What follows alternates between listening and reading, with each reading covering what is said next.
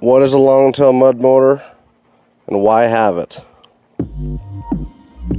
Well, long-tail mud motors, they originated in Thailand about 1954 by some really smart dude who needed a boat that can get him through the really sandy, muddy, silty, and grassy bays in Thailand and things, and the flooded rivers, things like that. So he thought about this, and it's I mean, tougher than hell, pretty simple, relatively primitive, but I mean, not primitive in a, like, you know, this thing is pretty damn slick. So it's a solid shaft attached directly to the crankshaft. It's a long tail with an aluminum prop at the end. People run steel too, but aluminum is great. They're inexpensive props,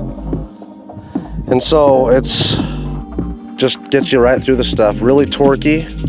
In comparison, a 22 horsepower airboat, this thing has 2 to 3 times the amount of torque. It's just directly to the crank.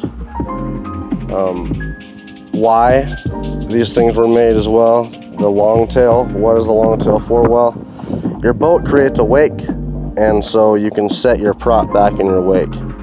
So you're in 3 inches of water, you're planed out on 2 inches of water, and your prop you can set right there in that wake, which is 10-12 inches tall, and move forward. You know, you have a skag that protects your prop. See that? Thailand. You have a skag that protects your prop, so it's not going to hit things down the bottom. I mean, the skag will protect it before you hit rocks, logs, sand, all that stuff.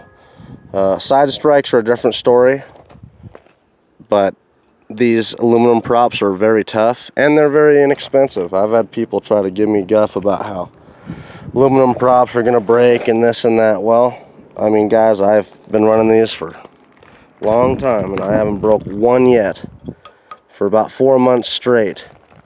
All my different props. I run between 6 1/4 and 7 1/2.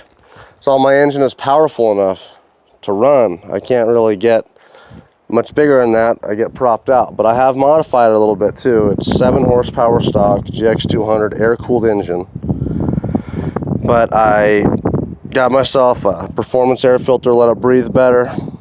I got a new jet, get more fuel, emulsion tube, get more fuel, and then I got a header pipe exhaust, no muffler yet, but a header pipe so I can let it breathe better too. And so that'll open it up.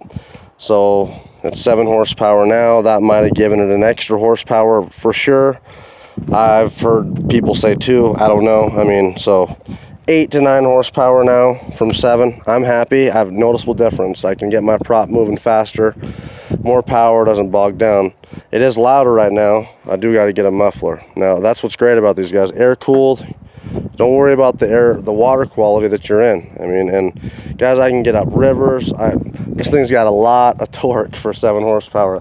Load that 16-foot Skidoo all together, 650 pounds, easy, going right up river, 12 miles an hour. You got a guy, all your gear, your tools, your beer, of course, and then your fuel, which is not light. You know, 6 gallons of fuel I try to carry always.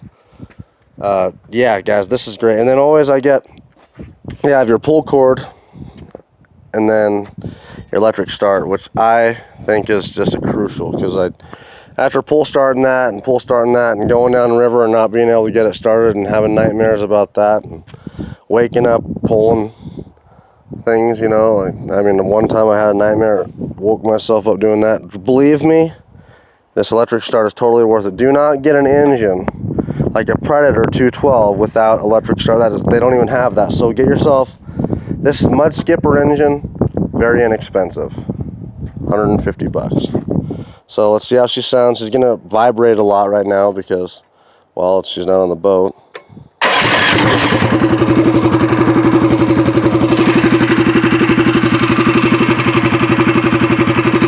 So